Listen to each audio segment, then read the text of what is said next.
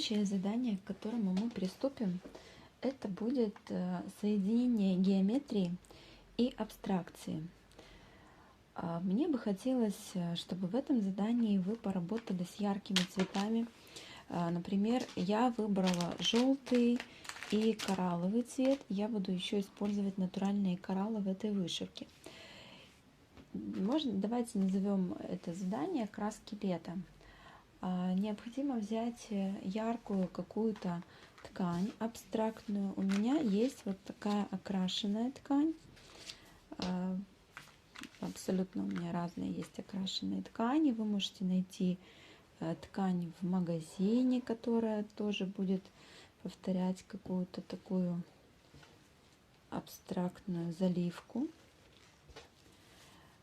И ваше задание будет по кругу Иттена подобрать необходимый цвет уже бисера для декора. Эту работу нужно выполнить только с бисером, без применения пайеток. Пайетки уберу. То есть только можно использовать бисер, бусины, стеклярус, рубку и все. И я сразу определилась, что основным цветом у меня здесь будет вот такой стеклярус, который я буду использовать на линиях такой геометрии. Я сразу определила, какой у меня тон. Если вы выбираете в интернете, вы точно так же берете картинку и прикладываете по кругу, понимая, какой это тон и какой у вас тогда цвет к нему будет подходить. Я взяла триаду, выбрала, значит, вот такой стеклярус. Потом я взяла рубку, вот у меня сюда уходит, ближе к этому. Далее кораллы. У меня есть по тону темнее и светлее, они тоже сюда подходят.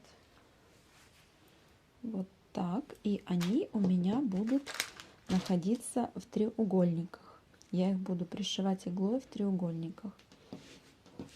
И дальше еще акцентами я взяла третий цвет. Так как я выбрала триаду цветов, я взяла вот такой голубой беконус. Вот он. Здесь в оттенках синего очень легко промахнуться, потому что вот только, например, если мы уходим в синий-зеленый, он уже не сочетается, и он сразу выбивается в этой цветовой гамме. Он начинает казаться грязным каким-то и не очень гармонирует. Поэтому здесь важно выбрать именно по триаде, или же, например, по комплементарному сочетанию, или же по тетради, то есть так, чтобы они у вас гармонировали. У вас у каждого будет такое задание взять любую абстрактную ткань, кусочек, вот, и на этой ткани создать какую-то геометрию яркими материалами, именно красочными, потому что работать с цветами пастельными довольно-таки легко, а вот правильно сочетать яркие цвета уже гораздо сложнее. Поэтому ваше задание поработать с яркими цветами. Ваш круг будет вам очень хорошим помощником в подборе этих цветов. И, конечно же, играть с фактурами материалов, брать разные оттенки, и матовые или более глянцевые.